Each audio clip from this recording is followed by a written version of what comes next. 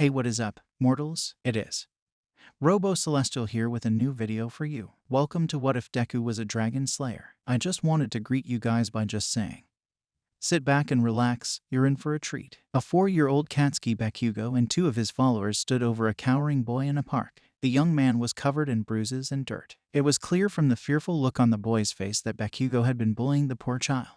This was the sight that met the eyes of a young Izuku Midoriya when he entered the park. The greenette trembled at the sight of the blonde boy with the explosive hands openly using his newly acquired quirk. But no matter how fearful Midoriya was, something in him told him that he could not just stand by and let someone else be bullied. Before the Emerald Eye Boy could stop himself, he ran over to the confrontation and put himself between the battered youth and Bakugo. "What are you doing here, Deku?" Midoriya's legs trembled like jello as he said, "You should use your power to hurt people, Kaken. If you don't stop, then I'll make you. I would certainly like to see you try." Deku. Bakugo then started to beat up Midoriya, when the cowering boy fell to the ground with tears in his eyes. Bakugo's 2 cronies joined in on the beatdown. Midoriya curled into a ball to protect his face and chest. As the 3 bullies punched and kicked him, a voice spoke in his mind. The voice spoke with a brutal tone that growled like wildfire.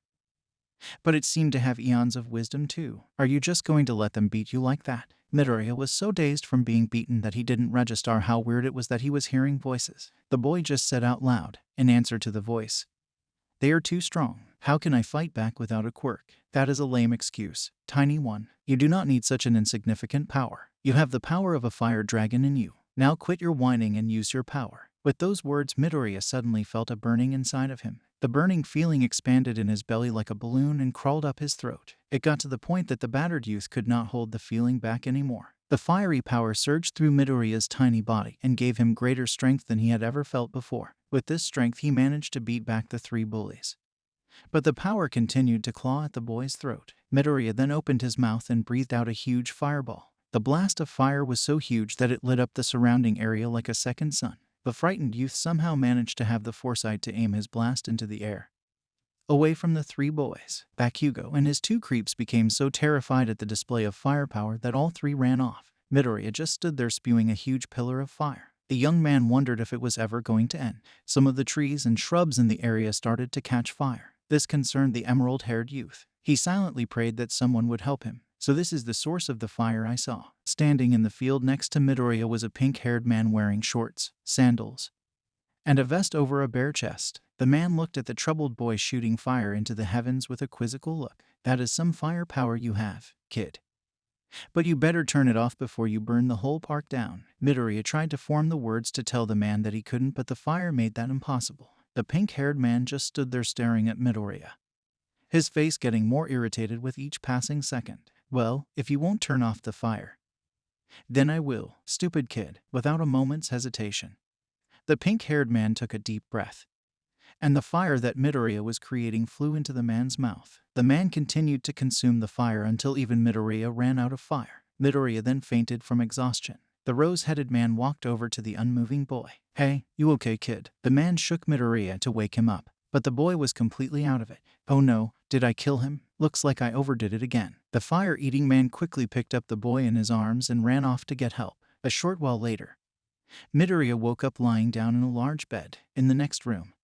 A wild argument could be heard. Midoriya heard the voice of the fire-eating man from the park, and the voice of a very angry woman. "Natsu, you're lucky that kid didn't die from all of the magic you drained from him." From the sound that came next, Midoriya figured the women hit the pink-haired man, named Natsu apparently, on the head. "Come on, Lucy. If I hadn't have done that, the kid would have burned down the whole park. What was I supposed to do?" The woman, Lucy, took a deep breath and relaxed a little. "Are you sure he is a dragon slayer? I may not be as good at understanding magic types as you, but I know dragon slayer magic when I see it." "Okay, Natsu, I believe you. It was a good thing you brought him here. The hospitals wouldn't have known how to deal with this type of power." The arguing pair then entered the bedroom where young Izuku was laying down. The young boy went to stand as the 2 adults entered the room. The first was the pink-haired man, the one that had eaten Midoriya's fire. The second was a beautiful young woman with long blonde hair and a beautiful smile. "How are you feeling, little one? Who are you too? And where am I?" The pink-haired man responded to this question with a scary amount of enthusiasm. "Don't tell me you forgot me already, kid. I am the awesome fire warrior that saved you in the park." This reaction scared young Izuku. The blonde lady saw this and quickly punched the pink-haired man in the kidneys. This caused the pinkhead to pass out cold on the floor. Midoriya silently wondered what was wrong with these two. Forgive him. He has way too much energy for his own good. To answer your questions. My name is Lucy Hartfilia and the loud one is my husband Natsu Dragneel. And you are in our home. He is the man from the park. So all of that wasn't a dream. I almost burned the park down. The emotional child's eyes filled with tears. Does that make me a villain? I don't want to be a villain. Natsu picked himself up off the floor. He placed his hand on top of Izuku's hair and tousled it affectionately. If having fire powers makes you a monster, then so am I, little man. The peppy man then raised his fist into the air and set it ablaze. So you have a fire quirk like me. I don't have a quirk. My fire powers come from magic, just like yours. You, my boy, are a Dragon Slayer wizard. Dragon Slayer wizard. The greenette could not wrap his young mind around those 3 words. What are you talking about? Lucy slapped Natsu upside the head. You are confusing the kid. Natsu. Lucy then turned back to Izuku. Listen to me, Izuku. There's a lot to explain. Lucy then explained everything about magic and Dragon Slayer powers. So, a long time ago, dragons taught humans how to use magic, and they taught them a style of magic to kill dragons. I am so confused. Let me simplify it. When you released your fire for the first time, you heard a voice, didn't you? Yes, it sounded old but fierce. And not at all human. That was the voice of Igneel, the Fire Dragon King. Every so often Igneel will judge someone as being worthy of the powers of a dragon. He then empowers that person with his own magic. That person becomes a Dragon Slayer, a warrior capable of killing the mightiest of legendary beasts. I have the powers of a dragon. What kind of question is that? You shot fire from your mouth. Of course you do. And believe me, kid, you are strong. I could taste it in your fire. Yeah, how did you do that? Is that a Dragon Slayer power? Yes, it is. We can consume our elements to recharge our strength and power. But you can't eat your own fire though. Why not? You just can't. The conversation over fire eating was interrupted by a knock at the front door. Lucy left Natsu and Izuku in the bedroom to answer the door. It turned out to be Inko Midoriya. Lucy had called Inko to come and get Izuku when Natsu brought him home.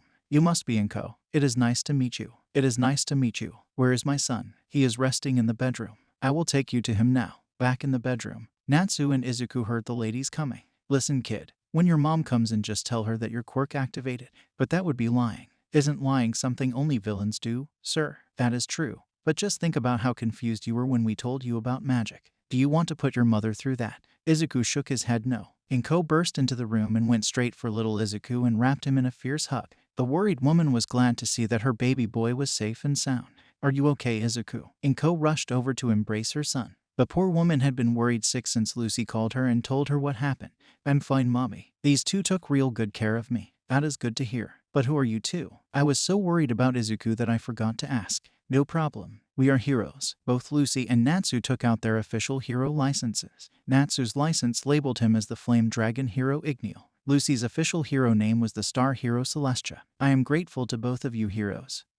Of course, but why did you bring my son to your home instead of a hospital? Well, when Natsu found the boy, he was emitting large amounts of fire and heat. He felt it would be safer to bring him here than the hospital. You see, this house is completely fireproof since Natsu here is also a fire user. Oh, okay. You see, Mrs. Midoriya, your son's power is a lot like my husband's. It is. She is right. If it is all right with you, ma'am, I would be happy to train the boy to control his new power. With your permission, of course. That is a very generous offer. Let me think about it. I would like to take my son to the hospital first, just to make sure he is all right. Of course, there is no rush. My offer is open-ended. Lucy handed Inko their business card with their contact information. Inko thanked the two and took Izuku to the hospital. After several days of testing, Inko and Izuku sat in front of the doctor to get Izuku's test results. Well, Mrs. Midoriya, we have found that your son has a fire quirk. This is not unexpected since our records tell us that your husband can breathe fire. But our tests also showed us that your son is completely fireproof. His skin can resist high temperatures,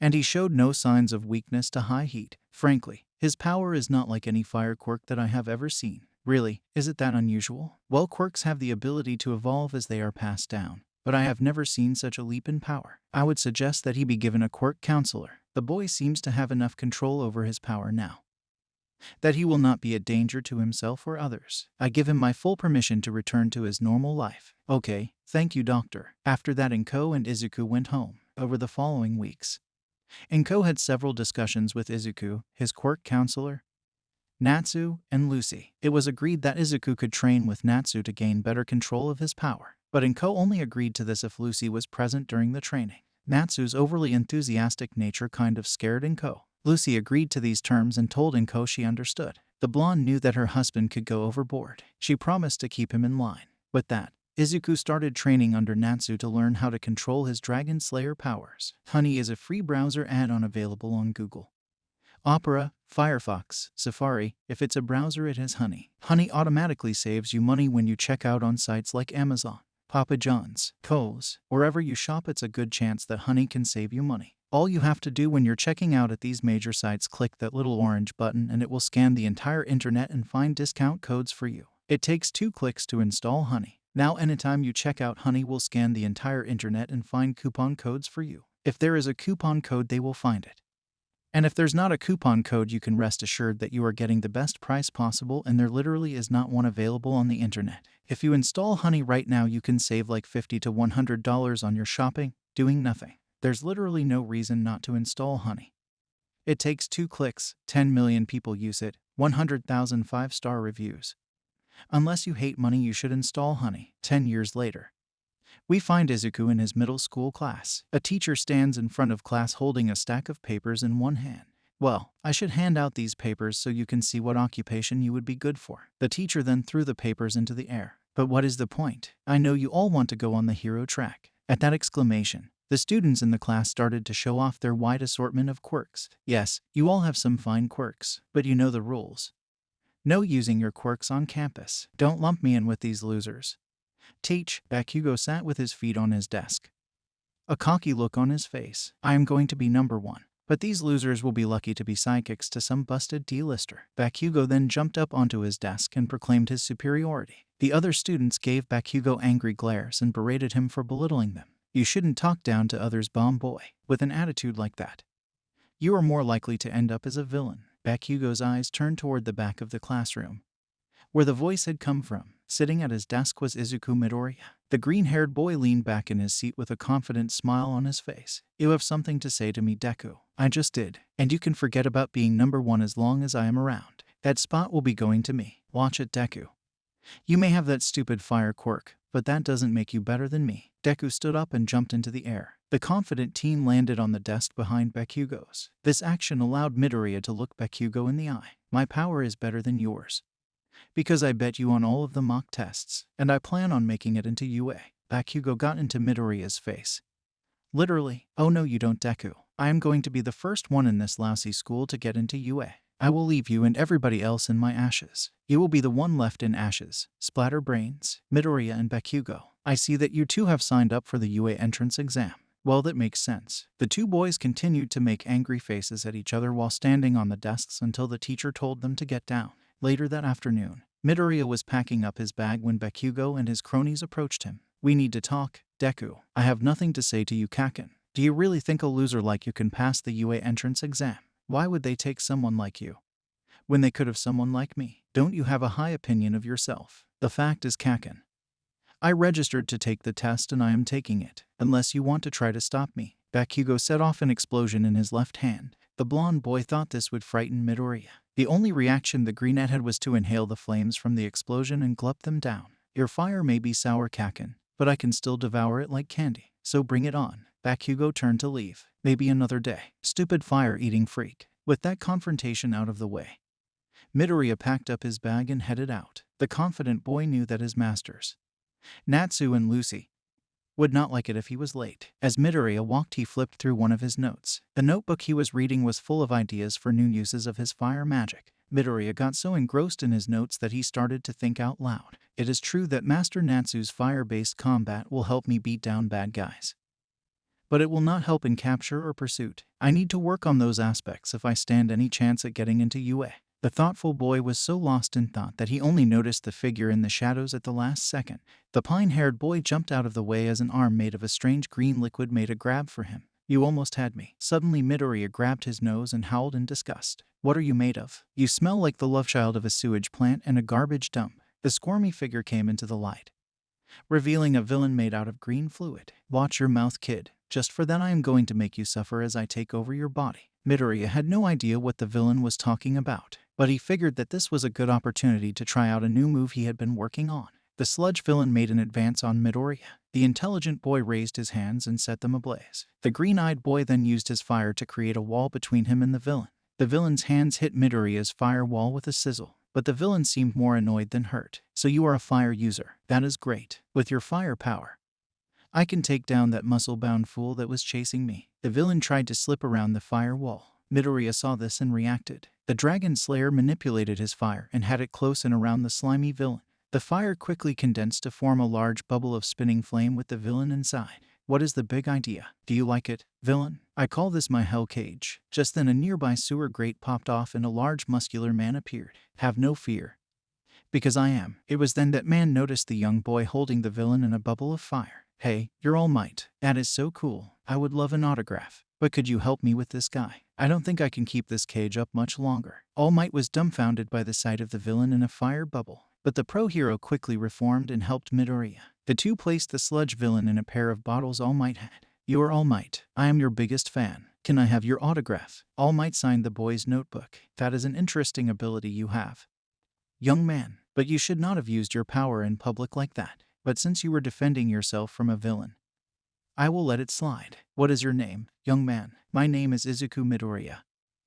All Might, sir. Well, Izuku Midoriya, you have a great power there, but be careful how you use it. If I had not come along, it is more than likely that the villain would have gotten away or worse completed his attack on you. Keep that in mind going forward. All Might went to leap away when Midoriya stopped him. Sir, one more thing. Can I ask you just one more thing? Of course.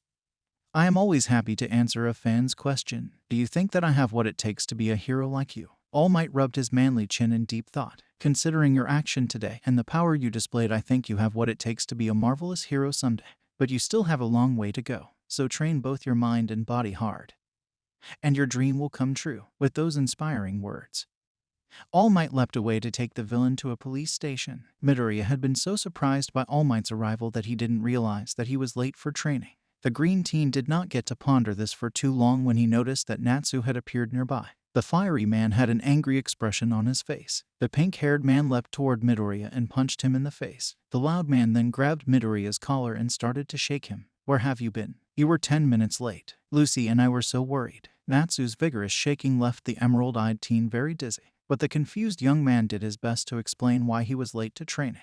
Natsu stopped shaking the boy after he explained. Oh, that is what happened. Why didn't you just say so? I tried, master, but you would stop shaking me. Natsu got a mischievous grin on his face. Yeah, sorry about that. Guess I overreacted. Well, come on. We need to get to the training ground. It is a very important day. Natsu grabbed Midoriya around the waist and ignited 2 huge pillars of fire under his feet. The 2 dragon slayers then flew into the sky like a rocket. After flying a short distance, Natsu landed at the beach where he and Izuku had trained for the past 10 years. Lucy was waiting for the two. It is about time you two got here. What happened, Izuku? Why were you late? Midoriya then told Lucy about his run-in with the sludge villain and about meeting All Might. Well, that explains it. I am glad you weren't hurt, Izuku. So, Master Natsu told me that we had something important to cover today. Well, it is not so much something we have to cover as something we have to tell you. Lucy turned to her husband. You do the honors, Natsu. He is your student after all. Well, Izuku,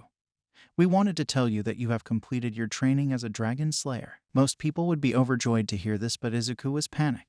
But master, I can't even beat you in a fight yet. How can my training be completed? There is still so much I have to learn. That is true, but you have mastered the basics. At this point, you need to take charge of your own training. You need to take the power of the Dragon Slayer and make it your own. If I continued to train you, your technique would be nothing but a copy of mine. Midoriya was confused by this explanation, but he was used to this by now. Midoriya had learned long ago that Natsu was a hands-on trainer. The Binket taught Midoriya to control his power through harsh hand-to-hand combat. It was a hard way to learn. Many days Midoriya would go home completely drained and covered in bruises. Though the methods were serif, Midoriya did learn to control his powers quickly. At this point, he matched and even outdid Bakugo on the quirk tests. Lucy saw the confused look on the pine-haired boy's face. We know this is a shock, Izuku. We have enjoyed training you these last 10 years. We know it is your dream to become a great hero like All Might. We believe you have everything you need to pass the UA entrance exam. There is only one thing more you need from us. Lucy reached into a bag she had at her side and took out an old book. She placed the volume gently in Izuku's hands. What is this, Master Lucy? That book contains advanced Dragon Slayer magic. It will be up to you to master them. But don't worry, kid. You have not seen the last of us. We plan to keep an eye on your progress. After all this time, we think of you as family. And you do not abandon your family. Natsu jabbed his fist toward Midoriya. A smile broke out across the teen's face as he bumped his fist against his master's.